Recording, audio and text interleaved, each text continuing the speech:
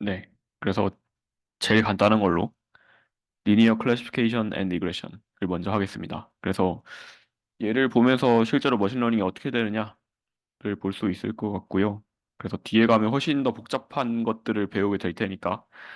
그리고 얘네들과 어느 정도 연관은 있습니다, 다. 그래서 그 여기서 맛을 한번 보시고 더 복잡한 것도 다 같이 보시면 되겠습니다. 네, 그래서 자료가 조금 엉성하죠. 그래서 그거를 좀 다듬어서 또 올려드릴게요. 오늘 내일 또 작업해가지고. 네, 그래서 네, 구조는 이렇고요. 이제 선형 분류 먼저 하고, 그다음에 선형 회귀 하고요. 그다음에 끝납니다. 그래서 분류와 회귀 두 가지에 대해서 이제 선형적인 모델을 해보려고 합니다. 그래서 저희 뭐 항상 보고 있는 책은 이제 Learning from Data라는 책이 있고요. 그 외에도 이제 이쪽부터는 선형대수가 많이 들어가요. 사실 그냥 선형대수 방법론입니다. 그냥 리니어 리그레션 자체는. 그래서 이런 책들을 추천한다고 이제 적어놨어요. 그래서 MIT 책, 그다음 스탠포드 강의 두 개가 있습니다. 그래서 사실 선형대수를 잘할수록 좋긴 하거든요. 그래서 일단 여기서 먼저 알아야 될 거는 두 가지인데 벡터 아시죠? 괜찮고 매트릭스 아시죠? 혹시 모르시면 말씀을 해주시면 설명을 하겠습니다. 네. 그럼 매트릭스를 왜 쓰냐를 같이 알려드릴게요. 그러면 먼저 벡터는 이런 거죠. 데이터들이 이제 이렇게 놓여 있어요. 그렇죠? 이렇게 세로로 씁니다. 그래서 이 각각을 이제 엘리먼트, 원소라고 부르고요. 여기에 뭐 숫자들이 오겠죠. 그렇게 해서 이제 이런 형태로 숫자를 나열했다라고 보시면 될 것 같아요. 그래서 이걸 왜 하느냐를 고민을 해보면 뭐 다양한 연산들을 편하게 하려고 하는 거예요. 그래서 숫자 4개를 놔두고 얘네들을 다 2를 곱하고 싶어요. 그럼 2 곱하기 이렇게 하면 이 각각의 2가 곱해져서 들어갑니다. 그래서 이런 식으로 이제 편하게 계산하려고 그냥 숫자를 나열해 놓은 거다라고 생각하면 그게 끝이고요. 뭐 복잡한 거 없습니다. 그래서 이제 얘네를 세로로 나열할 수도 있고 트랜스포즈라는 연산이거든요. 이제 이걸 A라고 했다고 하면 A의 트랜스포즈 위에다 T 이렇게 쓰면요. 얘가 이제 가로로 누워요. 이렇게 들어갑니다. 그래서 예를 들어 여기 1, 2, 3, 4 이렇게 있었다고 하면 이제 1, 2, 3, 4 이렇게 들어가요. 그래서 이렇게 있던 게 가로로 이렇게 누워요. 그게 이제 트랜스포즈라는 연산이고요. 얘도 이제 놓이는 방향이 이제 세로였던가 가로로 바뀌는 거죠. 그게 달라지는 거고. 네. 그리고 이제 벡터의 연산을 생각을 해보면 이제 벡터끼리 더할 때는 똑같이 생겨야 돼요. 그래서 세로로 4개가 놓여 있으면 더하는 벡터도 이제 세로로 4개가 놓여 있어야 됩니다. 가로로 4개 놓인 애랑 세로로 4개 놓인 애는 서로 더하거나 뺄 수는 없어요. 그래서 이걸 더할 때 어떻게 하느냐? 똑같은 위치에 있는 애들끼리 더하면 됩니다. 똑같은 위치에 있는 애들끼리 빼면 되고요. 그렇고 곱하기는 조금 복잡한데 이렇게 돼요. 아 이거는 매트릭스를 배우고 하는 게 낫겠다. 이제 벡터의 합, 차, 상수, 배 이렇게 세 가지를 봤고요. 매트릭스는 뭐냐? 벡터의 확장판이라고 보면 되는데 숫자를 한 줄로 나열하기에 개수가 적다라고 하면 이제 가로로도 쭉 놓고 세로로도 쭉 놓겠다라고 생각할 수 있겠죠. 그래서 여기 막 이런 식으로 놓습니다.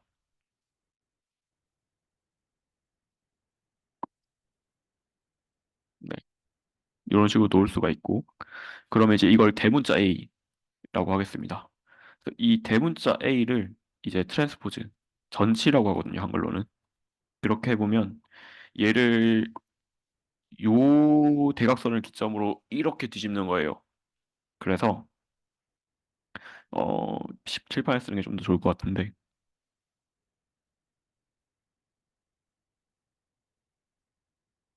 보일까요? 좀 더 크게 지우개.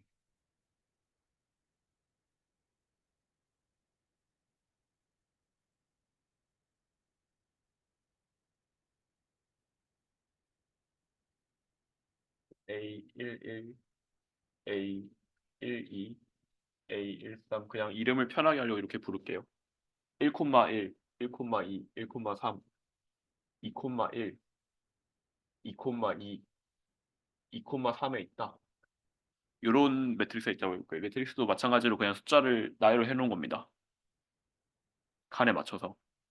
그래서 얘의 사이즈를 물어보면 이제 세로 개수 곱하기 가로 개수로 쓰고요. 2 곱하기 3 이렇게 씁니다. 그리고 이제 이 A를 트랜스포즈를 하면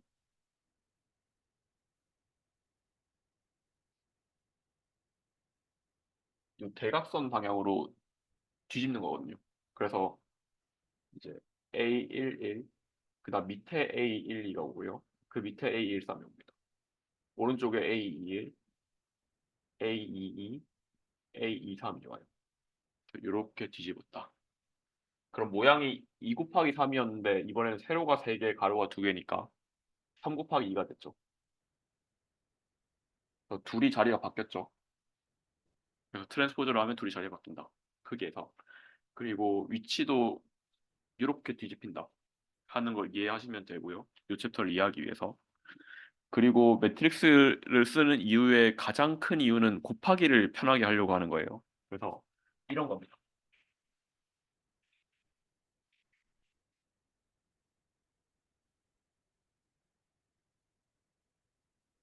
A라는 게 있어요.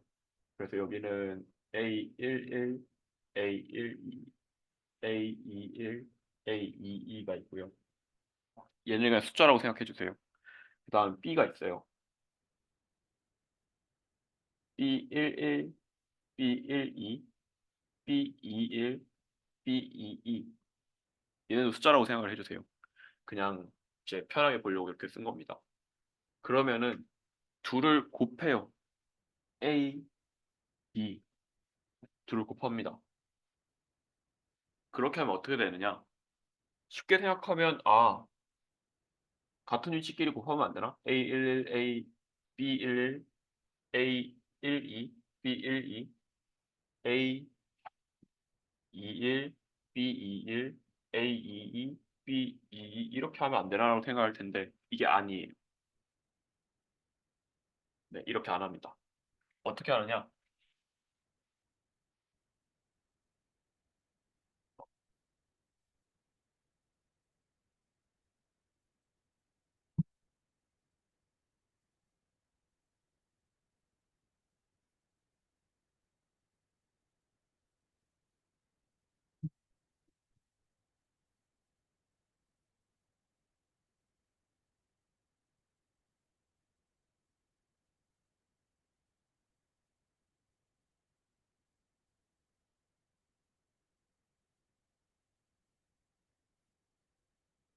옆에다 이렇게 놓겠죠. 곱하는 거니까.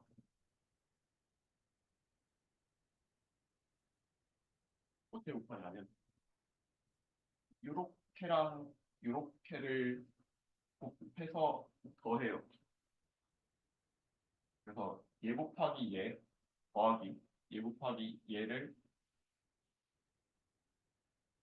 이 위치로 씁니다. 그럼 어떻게 써야 되냐? A11, B11 더하기 A12, B21입니다. 그 다음에 여기 위치에 뭐가 들어가냐?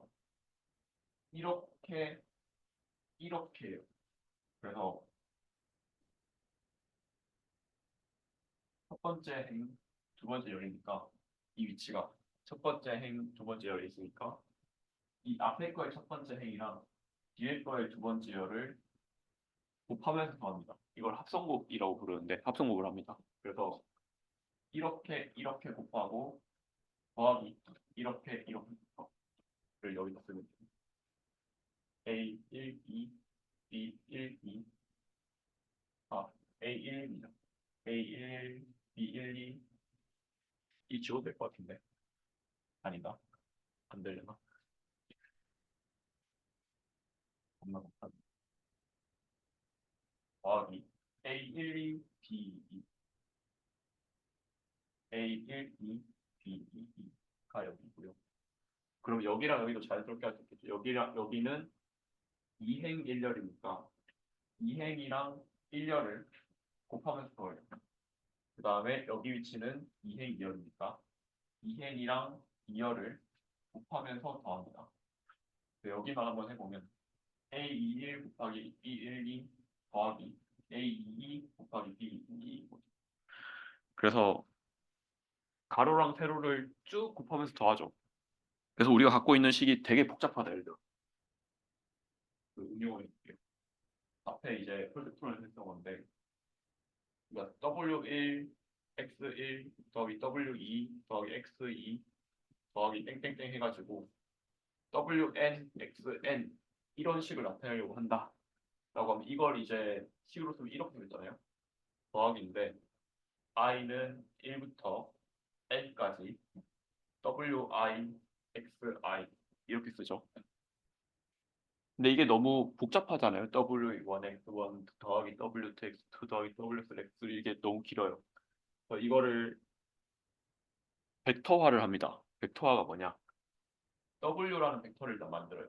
이렇게 w1, w2 해서 wn까지 나열을 합니다.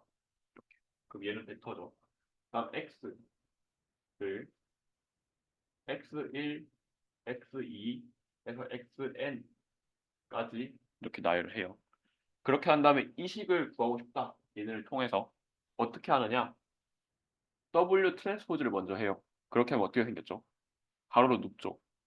W1, W2, 땡땡땡에서 WN까지 가로로 누울 거고요. 그 다음에 X는 이렇게 생겼잖아요. 그럼 뭘 해볼 거냐? 이거 해볼게요. WT 곱하기 X 이렇게 쓰겠습니다. 그러면은 WT가 이거죠. 누운 거. 그다음 X는 서 있는 거겠죠. 이렇게. 둘을 곱해라 라고 하면 얘를 매트릭스라고 생각을 해볼게요. 그러면은 세로에 하나, 가로에 n개 있는 1 곱하기 n짜리 매트릭스고요. 그다음 여기는 세로가 n개, 가로가 1개 있는 n 곱하기 1개짜리 매트릭스입니다. 그러면은 얘를 곱하세요 라고 하면 첫 번째 행과 첫 번째 열을 곱하면서 더하면 값이 하나 나오겠죠. 그게 W1 X1 곱해서 더하기 W2 X2 곱하고 또 더하기 W3 X3 곱하고 더하기 땡땡땡 해서 WN XN까지 하면 식이 똑같네? 같아죠. 그래서 이런 복잡한 식을 그냥 이렇게 나타낼 수가 있게 된다. 그래서 굉장히 편한 툴이다 라고 볼 수 있어요. 네, 그래서 원래는 곱하고 더하고 곱하고 더하고 곱하고 더하고 이렇게 n번 해야 되는데 그냥 그 매트릭스 또는 벡터의 곱 하나로 그냥 표현이 가능하다. 그래서 식을 좀 예쁘게 쓸 수 있다 하는 장점이 있어요. 네, 그래서 그 이 모양에 대해서 얘기했는데 이걸 좀 더 자세히 말씀을 드리면 1 곱하기 n이랑 n 곱하기 1 두 개의 매트릭스를 곱하면요. 그러면 이건 지워지고 1 곱하기 1이 남습니다. 이번에는 또 예를 들어 볼게요. 2 곱하기 3짜리 매트릭스랑 그 다음에 이제 3 곱하기 4짜리 매트릭스를 곱하면 둘을 곱하면 나오는 결과의 크기는 얘랑 얘가 지워지거든요. 둘이 이제 더해지면서 다 날아가요. 그렇게 하면 2 곱하기 4짜리 매트릭스가 튀어나와요. 결과로 크기가. 그래서 그런 것들을 잘 생각하면 이제 뒤에 식을 이해하는 데 도움이 될 겁니다. 그래서 하고 싶은 거는 쭉 곱하면서 더하는 거를 편하게, 간단하게 표현하고 싶다. 네. 그리고 사실 우리가 뭐 게임을 할 때 아니면은 인공지능을 할 때 뭐 GPU 또는 그래픽 카드를 많이 쓰죠. 그래서 그걸 왜 쓰냐를 생각을 해보면 그 그래픽 카드 또는 GPU 걔는 뭘 할 수 있냐면 이거, 이거 벡터고 매트리스고 이걸 엄청 빨리 할 수 있어요.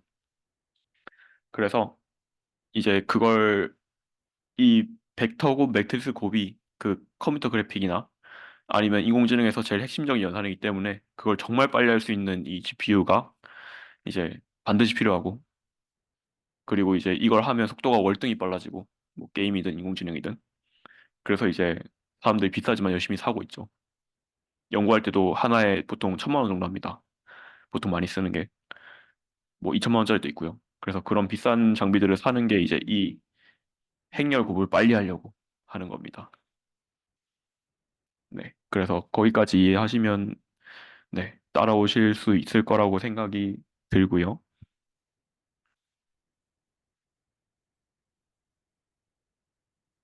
네.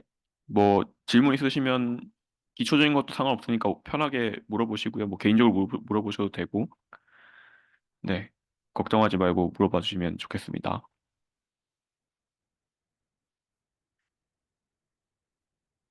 네. 그래서 우리가 이제 요 챕터에서 할 거는 리니어 모델이에요. 리니어는 이제 선형적인 이란 뜻입니다. 뭔가 직선으로 나타낼 수 있는. 그러네요. 잠시만요.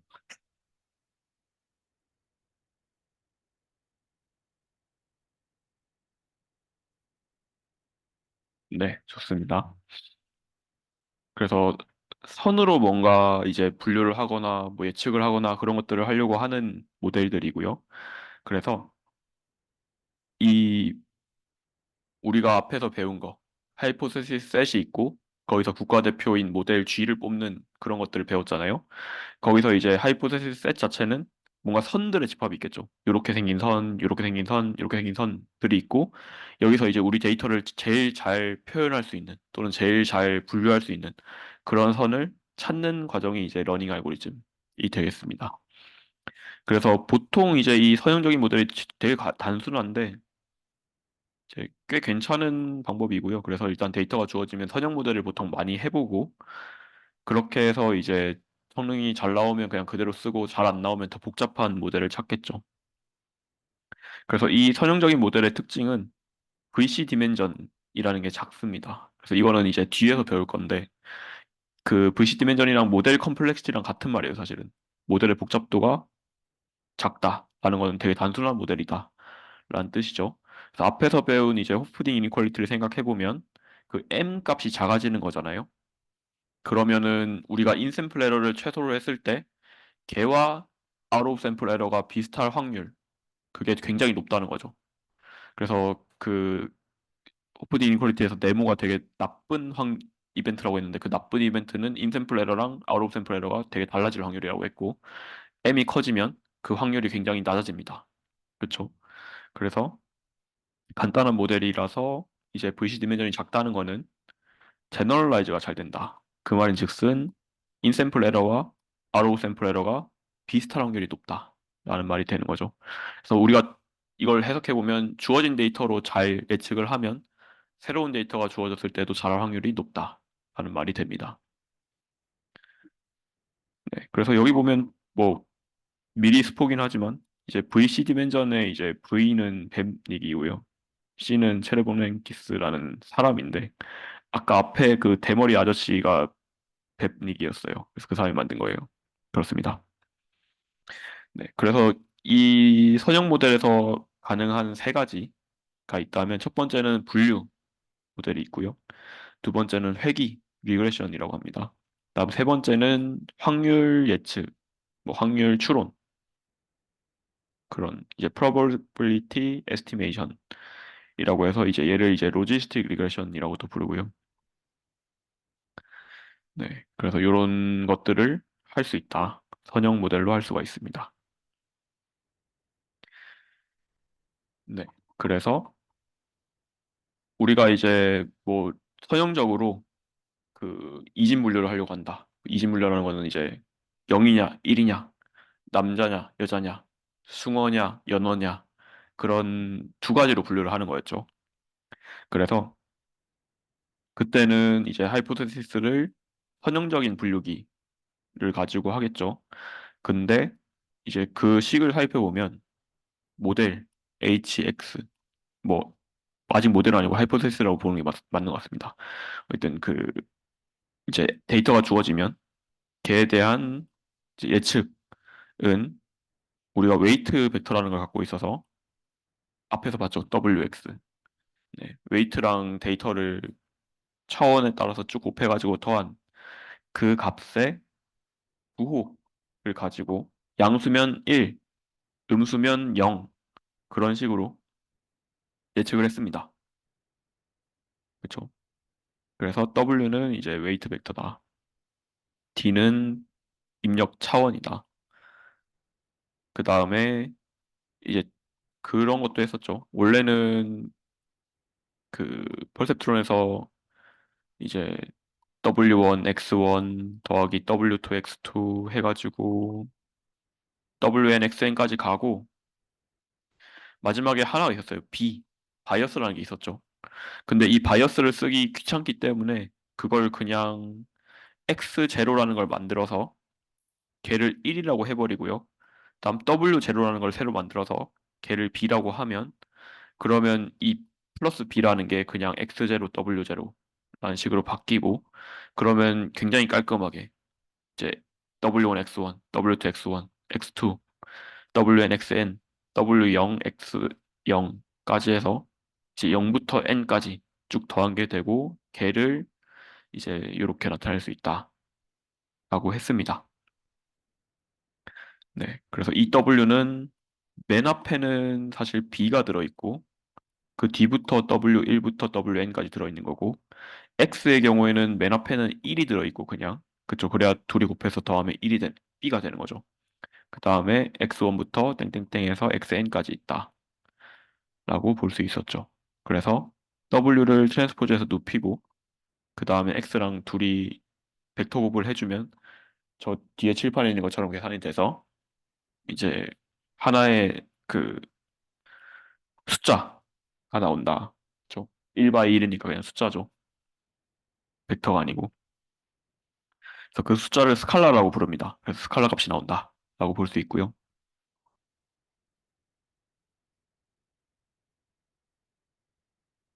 네. 그래서 이제 이 형태는 사실 우리가 이미 배운 펄셉트론이다. 라고 볼 수가 있겠습니다. 그래서 여기서 살펴볼 거는 우리는 이제 H라는 하이포테시스가 있는데 사실 H에 해당하는 거는 그냥 사실 W나 뭐 딱히 차이가 없어요. 그냥 W가 달라지면 H가 달라지는 거니까. 그쵸? 그 외에 뭐 X는 데이터니까 뭐 그냥 주어진 거고 그다음에 부호는 뭐 항상 있는 거니까. 그래서 W가 달라지면 이 모델이 달라진다. 라고 볼 수 있겠죠. 그래서 그냥 H라고 쓰나 뭐 W라고 쓰나 사실 같은 말입니다. 그래서 그냥 둘이 혼용해 쓰겠다라는 말을 미리 해두고요.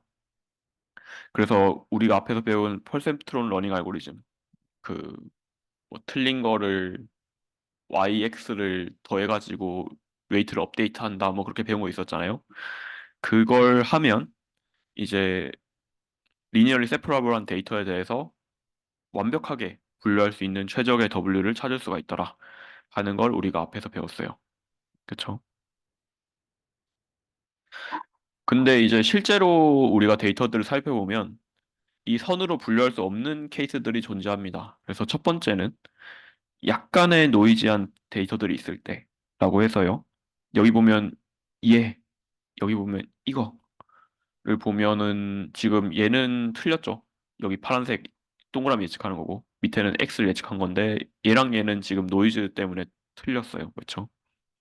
그리고 이걸 맞출 수 있게 하는 직선은 사실 존재하지 않습니다. 직선을 어떻게 그어봐도 완벽하게 동그라미 X를 나눌 수가 없어요. 직선 가지고는. 그리고 두 번째 케이스.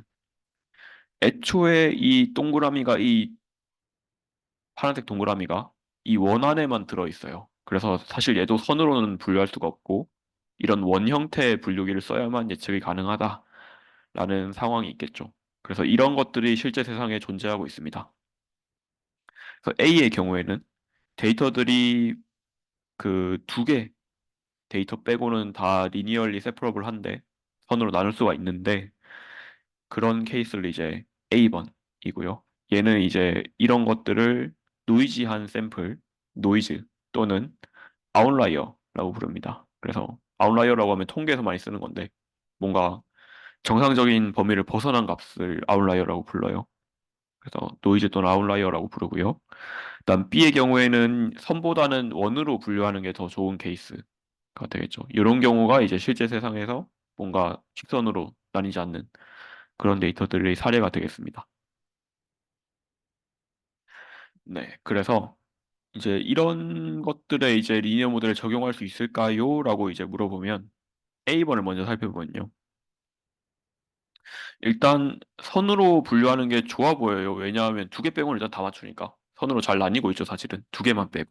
왼쪽에 있는 이 아웃라이어들만 빼고 잘 분류가 되고 있습니다. 근데 이제 다만 노이즈가 있어서 얘네들을 어느 정도 허용해 주긴 해야 돼요. 그래야 이제 뭐 분류가 다 됐다고 볼 수 있죠. 틀린 거를 어느 정도는 눈 감아줘야 됩니다. 두 개까지는. 그렇죠? 그래서 이제 이걸 가지고 선형 모델을 하려고 하면 인샘플 에러를 완벽히 0으로 만들 수는 없습니다. 선으로 나눌 수 없는 데이터이기 때문에. 다만 이제 얘를 최소화를 해야겠죠. 그래서 0은 안 되고 네, 작은 이제 인샘플 에러를 갖도록 그 하는 하이포테시스를 찾아야 된다. 하는 게 이제 A번에서 모델을 사용할 수 있는 가능성이고요. 다음 B번의 경우에는 사실 선형 모델로 하는 자체가 좀 별로예요. 그렇죠? 어떻게 나눠도 되게 별로로 나눠집니다. 많이 틀려요. 어떻게 나눠도 많이 틀리고요.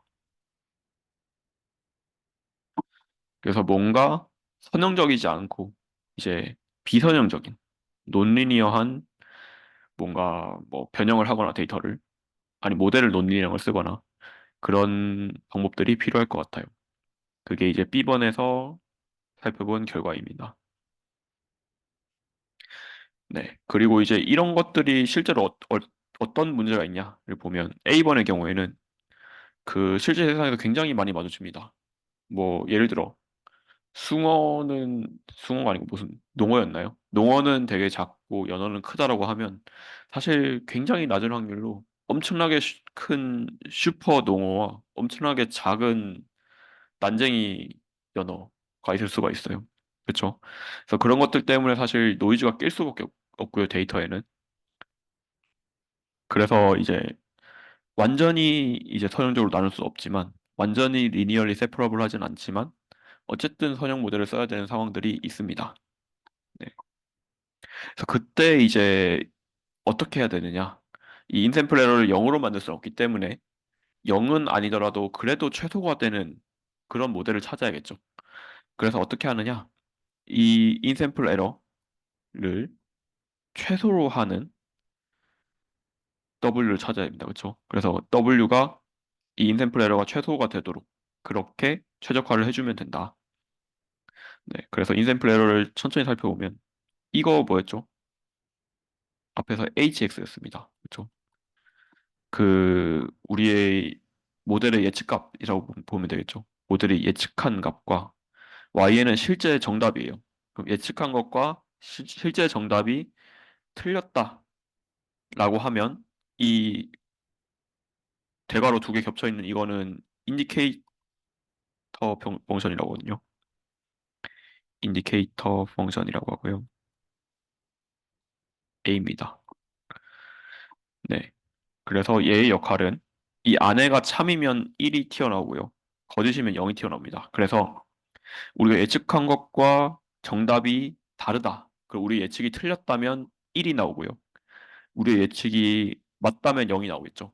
그래서 우리가 이 n개의 데이터에 대해서 여기 사실 서메이션이 있어야 될 것 같은데 네, n개의 데이터에 대해서 틀린 개수를 세요. 그렇게 센 다음에 n으로 나눠요. 이게 뭐죠? 평균 구하는 식이죠. 그래서 평균적으로 몇 개가 틀리느냐를 계산하는 거죠. 몇 프로 확률로 틀리느냐를 이제 계산을 하는 겁니다. 네, 그래서 에러 레이트를 계산한다라고 볼 수가 있겠죠. 그래서 우리가 예측한 값과 정답이 최대한 비슷해지도록 그렇게 이제 W를 찾아라 하는 거죠. 그래서 완전히 0이 될 수는 없기 때문에 그 에러를 최소화하도록 그렇게 최적화를 한다라고 볼 수가 있겠습니다. 네, 그래서 이제 얘를 풀어보려고 하면 사실 되게 복잡해요, 식이. 실제로 해보려고 하면. 얘를 최소로 하는 W를 찾아주세요 하면 W를 막 바꾸면서 이제 이게 최소가 되는지 계속 봐야 되는데 그거를 구하기가 되게 힘듭니다. W가 사실 무한히 많잖아요. 가능한 가짓수가. 그래서 이제 이런 경우에 이제 컴퓨터 공학에서 말하기를 NP-하드 문제다라고 부르고요. 이제 뭔가 그 폴리노미얼 그러니까 다항식의 시간으로 풀 수가 없다. 그래서 저희 뭐 알고리즘 기초 수업 들으셨으면 뭐 컴퓨테이셔널 컴플렉시티가 5의 n 제곱이니 5의 로그 n이니 그런 것들 배웠잖아요. 그게 이제 다항식이 아니다라고 하는 순간 사실 계산량이 어마무시하게 많다라는 거거든요. 그래서 우리가 이제 컴퓨터를 가지고 풀 수가 없는 문제다라고 보통 말을 하고요. 그걸 이제 유식한 용어로 NP 하드 문제라고 부릅니다. 네, 그래서 이제 이걸 바로 푸는 건 되게 힘들다라는 걸 생각해 주시면 되고, 그게 왜 그러냐를 보면 이 sine이라는 함수는 안에 게 양수면 1, 음수면 0이 나오게 설계되어 있어요. 그렇죠? 그게 디스크리트합니다. 그래서 디스크릿이랑 컨티뉴어스가 반대라는 얘기를 드렸던 것 같아요. 컨티뉴어스는 뭐냐 하면 연속적인 거였죠. 0 다음에는 0.000001이 있고 그 뒤에는 0.000002가 있고 그래서 되게 연속적으로 값들이 존재하는 걸 컨티뉴어스라고 하고요. 디스크릿은 그와 반대로 띄엄띄엄 존재하는 겁니다. 그래서 0 다음 0.1이 아니고 바로 1, 그 다음은 2 이런 식으로 띄엄띄엄 있는 것들을 디스크릿이라고 하고요. 그래서 이때 이제 사인 함수의 디스크리트하다라고 하면 사인은 0 또는 1이잖아요. 나오는 값이. 그래서 이제 나오는 게 이제 0, 0.1, 0.2, 0.3, 0.35 이런 게 아니고 0 아니면 그냥 1이기 때문에 이 나오는 값이 이산적이다. 디스크리트하다라고 말을 하는 거죠. 그리고 이 꺽쇠도 마찬가지입니다. 둘이 다르면은 1이 튀어나오고요. 둘이 같으면은 0이 튀어나오게 설계돼 있죠. 그래서 이것도 나오는 값이 연속적이지 않고 이산적입니다. 디스크리트하죠. 그래서 보통 이 최적화 문제를 풀 때는 그 미분 가능하고 연속적이어야 한다 하는 그 특성이 필요하고요. 그래야 이제 그 최적의 값을 찾기가 편한데 이게 띄엄띄엄 있다는 거는 함수로 치면 계단식이라는 거거든요. 여기까지는 0, 여기까지는 1 그렇게 함수가 있다는 거잖아요. 이렇게 해서 땡땡땡땡 해서 이렇게 되는 뭐 계단 함수 이런 것들을 생각할 수 있겠죠. 이때는 최적화하기가 굉장히 어려워요. 그래서 보통 그렇다라고 이해를 하시고 나중에 기회가 되면 이제 최적화 이론 이런 걸 들으시면 완전히 이해하실 수 있을 겁니다. 네. 그래서 얘를 완벽하게 최적화하는 게 또 힘들어요. 그쵸? 그래서 이제 얘를 근사해서 approximately minimize를 합니다. 네. 그래서 어떤 일이 벌어졌냐를 다시 한번 생각해 보면 아, 이게 이제 선형적으로 분류가 안 되기 때문에 이 인템플레를 0으로 만드는 게 불가능했어요. 그러면 아, 그래도 최대한 작게 만들어야지 생각을 한 게 이 1번식이고요. 이 1번식을 작게 만드는 것도 쉬운 일은 아니에요. 되게 어려운 문제입니다. NP-하드 문제다라고 해서 이걸 풀기 위해서 정확하게 최소화시키는 건 어려우니까 근사적으로 최대한 이제 얘를 최소화하도록 해보자라는 얘기를 했습니다.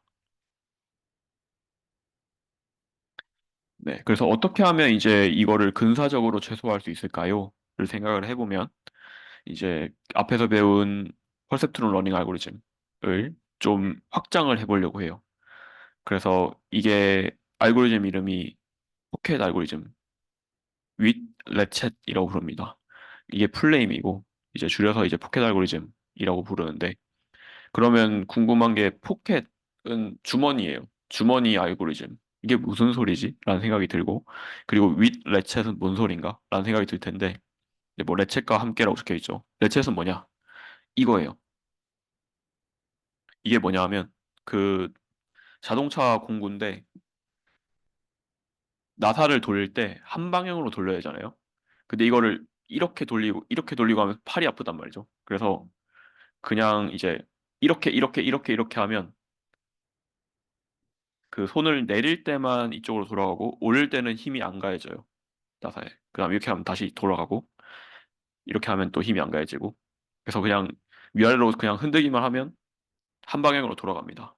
그래서 한 방향으로만 뭔가 힘을 줄 때 쓰는 공구다라고 이해를 하시면 이제 뒤에서 알고리즘을 보고 아 이게 그래서 이름을 이렇게 붙였구나 하는 걸 이해를 하실 수가 있을 거예요. 그래서 이렇게 생긴 공구고요. 그래서 이 알고리즘의 핵심이 뭐냐를 보면 그 최고의 W를 찾아요. 그래서 가장 좋은 그 직선을 찾아요. 그렇게 한 다음에 걔를 주머니에서 집어넣습니다. 저장을 한다는 거죠. 그렇게 하고 또 알고리즘을 돌리다가 더 좋은 또 직선을 찾았어요. 더 좋은 웨이트를 찾았어요. 그럼 얘를 주머니에 넣습니다. 그리고 기존에 있던 주머니에 있던 이 직선을 꺼내서 버려요. 그래서 가장 좋은 직선이 주머니에 들어있도록 항상 유지를 해주는 거죠. 그렇게 하고 이제 알고리즘이 쭉 진행되다가 끝이 납니다. 끝이 나면 주머니에 뭐가 있죠? 지금까지 봤던 것 중에 제일 좋은 직선이 들어있겠죠. 그래서 제일 좋은 W를 찾는다. 라는 게 이 포켓 알고리즘의 방법이고요. 그래서 사실 방법만 보면 되게 단순해 보이죠. 실제로도 단순합니다. 그래서 어떻게 하느냐를 같이 한번 보면요. 일단은 웨이트를 W0, 시간이 0일 때 웨이트를 정해요. 그 말인즉슨 이제 초기화를 한다, 이니셜라이즈를 한다 라고 볼 수가 있고요. 이제 W를 뭐 적당한 값으로 정합니다. 딱 줬어요. 그냥 뭐 랜덤으로 정해도 되고. 그렇게 정한 다음에 이제 계속 진행을 할 건데 문제는 지금 우리가 푸는 문제가 선으로 분리가 불가능한 문제였잖아요. 리니어를 세퍼러블하지 않은 문제였기 때문에 이 PLA를 그냥 돌리게 되면 무한히 돌아가요. 원래 PLA가 끝나는 조건은 선형적으로 완전히 분리될 때입니다. 근데 완전히 분리가 불가능한 데이터이기 때문에 무한히 돌 거예요.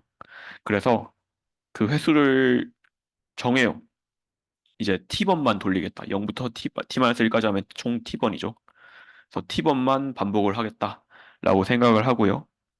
그렇게 한 다음에 이제 PLA를 써요. PLA 어떻게 쓰느냐? 데이터 중에 틀린 걸 찾아서 이제 XY를 W에다 더해라 였죠. X에다 Y를 곱해서 W에 더해라 였습니다. 그래서 뭐 식은 중요하지 않으니까 그냥 그렇게 생각을 하면 될 것 같고요. 그래서 랜덤한 데이터, 틀린 데이터를 뽑아서 XY를 W에 더하면 그게 이제 플러스 1이 되겠죠. 이제 다음 타임 스텝의 W가 될 겁니다. 그러니까 새로운 W를 구했다. W 업데이트했다. 라고 말을 할 수가 있어요. 그렇게 한 다음에 뭘 하느냐? 우리가 이제 처음에 웨이트를 초기화를 했고 얘를 한 번 업데이트를 했습니다. 그럼 새로운 웨이트가 있죠. 얘에 대해서 이제 내가 갖고 있는 모든 데이터가 맞는지 틀린지를 확인을 해요. 그 웨이트에 대해서 제대로 분류를 했는지 아닌지 확인을 해서 그럼 몇 개 틀렸는지 셀 수가 있죠. 그걸 가지고 틀린 비율을 구합니다. 에러 레이트를 구해요. 인샘플 에러죠. 그걸 구하고 내가 원래 갖고 있던 웨이트랑 내가 새로 구한 웨이트의 인샘플 에러를 비교를 해서 만약에 내가 새로 계산한 게 더 작다, 더 덜 틀린다 라고 하면 얘를 주머니에다 넣어요. 그리고 기존에 있던 걸 갖다 버립니다. 그 과정이 이제 기존에 있던 주머니에 있던 웨이트를 W 햇이라고 부르고요. 내가 새로 구한 웨이트를 WT 플러스 1이라고 부르면 내가 새로 구한 게 기존에 주머니에 있던 것보다 더 좋다면 이제 덜 틀린다면 데이터가 그러면은 기존에 주머니에 있던 거를 새로 구한 걸로 갈아 끼우는 거죠.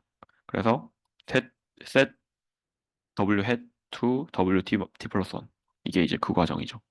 그걸 이제 T번 반복을 해라. 그래서 이제 그 주머니에 넣고 그다음 이 W를 한 번 더 업데이트를 한 다음에 주어진 데이터들에 대해서 또 에러를 구하고 에러가 더 작으면 얘를 주머니에 넣고 기존에 있던 거 갖다 버리고 또 이제 업데이트를 하고 또 에러를 구해봤어요. 그랬더니 주머니에 있던 것보다 새로 구한 게 더 별로예요.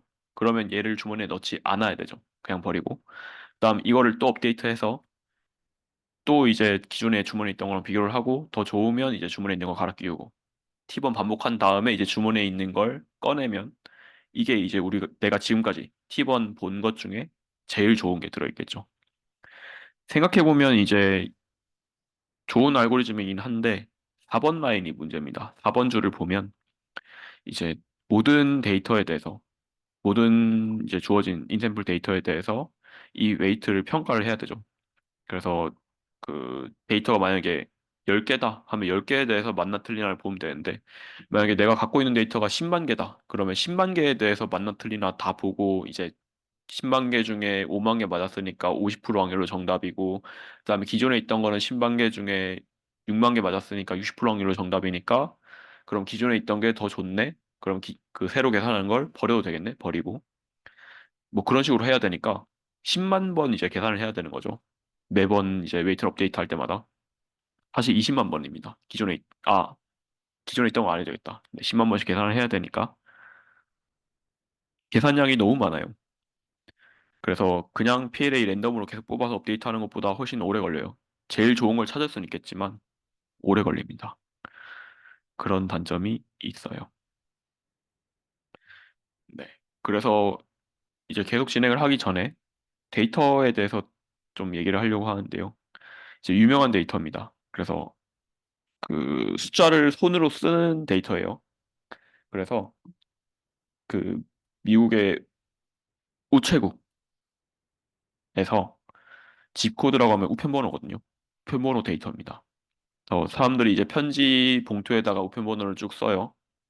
그래서 뭐 08826 이런 식으로 씁니다. 편지 봉투에. 그래서 얘네들을 사진을 찍어요, 다. 그렇게 해서 이 글자들을 잘라요.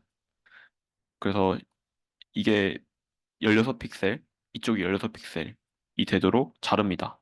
그렇게 해서 만든 이미지 데이터고요. 거기서부터 하고 싶은 거는 이 그림이 무슨 숫자인가요? 를 맞추려고 하는 거죠. 그래서 이건 6, 이건 5, 이건 4. 얘는 뭐죠? 얘는 4인가요? 6인가요? 되게 헷갈리죠. 이런 것들도 있고요. 그래서 숫자를 맞추는 그런 걸 하기 위해서 이제 이 우편번호들을 다 찍어서 만든 데이터입니다. 그래서 이게 쉽지만은 않은 게 사람한테 맞추라고 해도 정답을 이제 97.5%를 맞추고 2.5%는 틀려요. 네, 특히나 헷갈리는 숫자가 4랑 9가 되게 헷갈리고요. 그다음 2랑 7이 되게 헷갈립니다. 2를 뭐 이런 식으로 쓰는 사람이 있고 이런 식으로. 그다음 7을 이제 뭐 이런 식으로 쓰는 사람이 있어서 이제 이런 게 되게 헷갈리는 거죠. 그래서 이런 데이터가 되게 유명하게 있고요. 네. 근데 이제 얘를 보면 사실 분류를 한다고 치면 숫자가 0부터 9까지 있잖아요. 근데 우리가 지금까지 했던 거는 다 바이너리였죠. 그래서 두 개였습니다. 신용카드 승인해 줄 거냐 말 거냐 그리고 이게 농어냐 연어냐 두 개 중에 하나를 고르는 거였어요. 근데 여기서는 다르죠. 10개 중에 하나를 고르는 겁니다. 그렇죠? 0부터 9까지니까. 그래서 문제가 훨씬 복잡해졌고요. 그래서 기존에는 이제 바이너리 분류였는데 이제 멀티 클래스 분류가 됐습니다. 네. 그리고 이제 피처를 뽑을 건데 어떻게 하느냐? 이제 사람이 어떻게 하는지를 생각을 해보면 숫자 6이 있다 라고 하면 여기 동그라미가 있고 왼쪽에서 삐져나오네 하면 아 이건 6이야 이런 식으로 이제 사람이 판단을 하죠.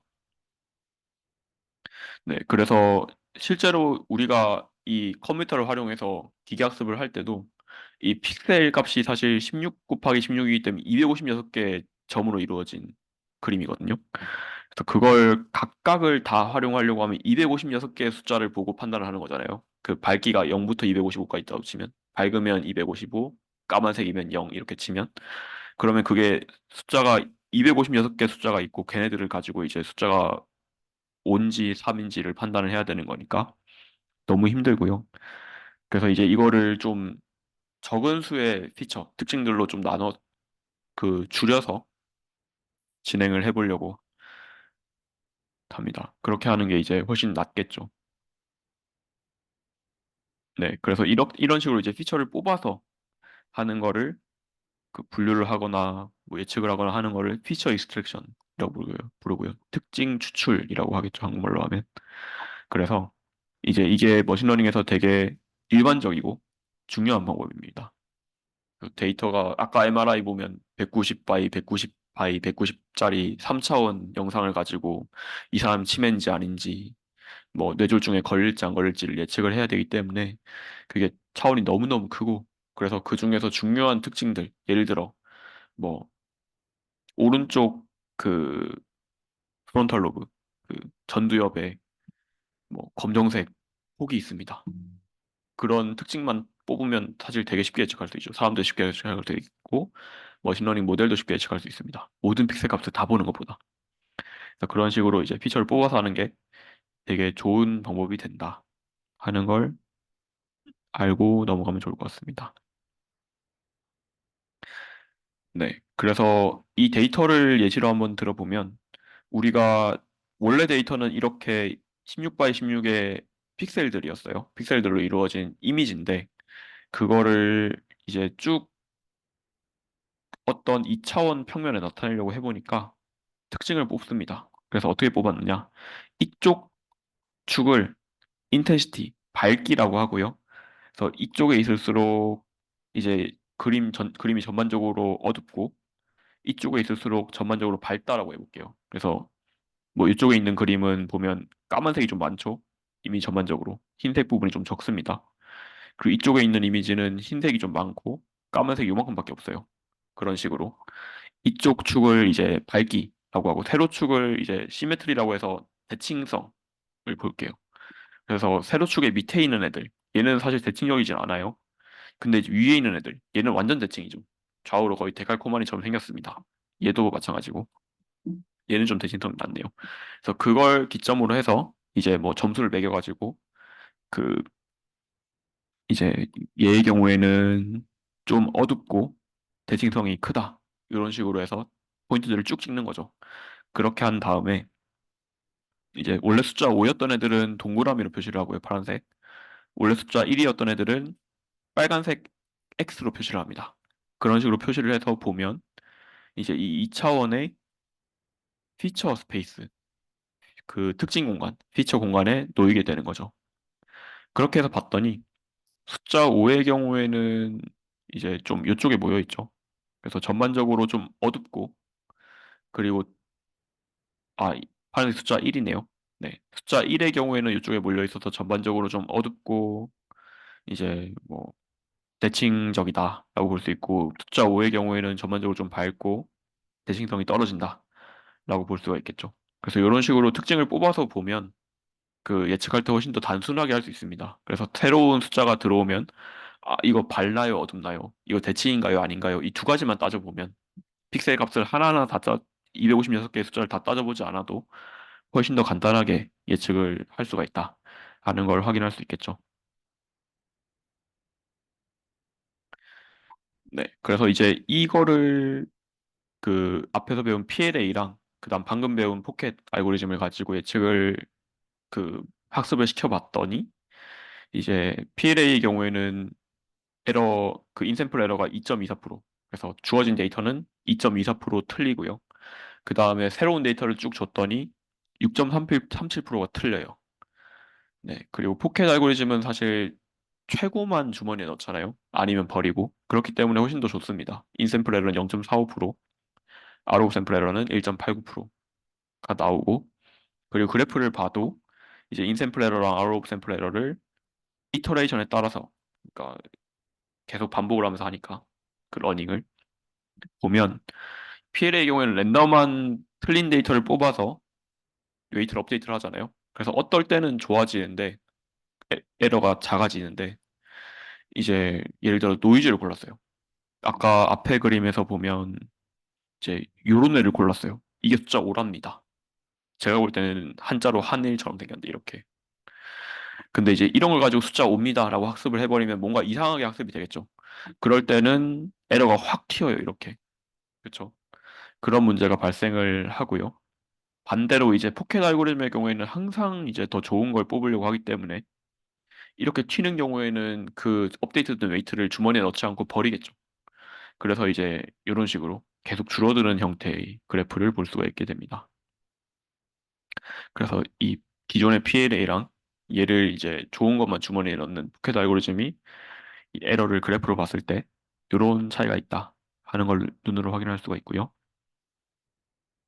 그리고 학습된 그 모델을 살펴봐도 이제 G의 경우에는 우리가 후보로 갖고 있는 하이포테시스 셋에서 가장 좋았던 하이포테시스를 모델이라고 부른다고 했죠. 그걸 찾았을 때 PLA를 가지고 찾은 그 리니어 모델은 이렇게 분류를 하면 어떨까요? 라고 하는데 보면 여기를 빨간색이라고 할 거고 이 위를 파란색이라고 할 건데 보면 요만큼이나 틀리죠. 여기 사실 파란색인데 빨간색이라고 말하고 있습니다. 그래서 에러가 좀 많고요.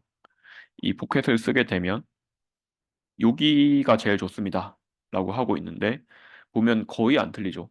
빨간색 요만큼밖에 안 틀리고 파란색도 요만큼밖에 안 틀려요. 한 8개 정도 틀리고 다 맞습니다. 여기는 거의 수십 개 틀리고 있죠. 그래서 포켓 알고리즘이 더 좋더라 하는 걸 볼 수 있었어요. 물론 그러면 이제 실제로 의료 데이터 같은 거 그냥 포켓 알고리즘으로 하면 잘 되겠네요라고 말을 할 수도 있는데 아닙니다. 이거는 사실 되게 원시적인 방법이고요.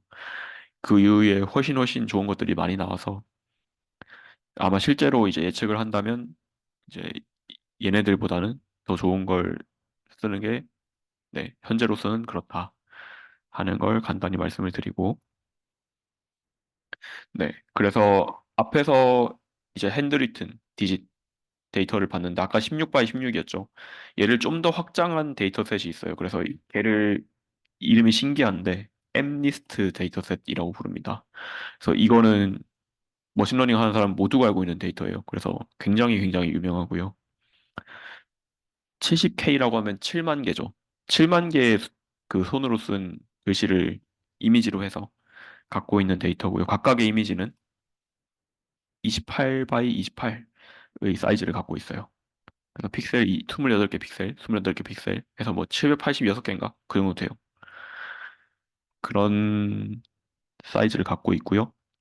그리고 이 데이터는 학습 데이터셋, 학습을 위한 데이터로 6만 개.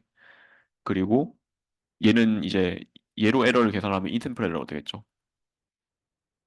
그리고 원래 우리가 아웃 오브 샘플 에러를 구하고 싶은데 사실 아웃 오브 샘플 에러는 구할 수가 없잖아요. 왜냐하면 우리가 보지 않은 모든 데이터를 알 수가 없으니까. 보지 않았으니까 왜냐면 볼 수가 없으니까.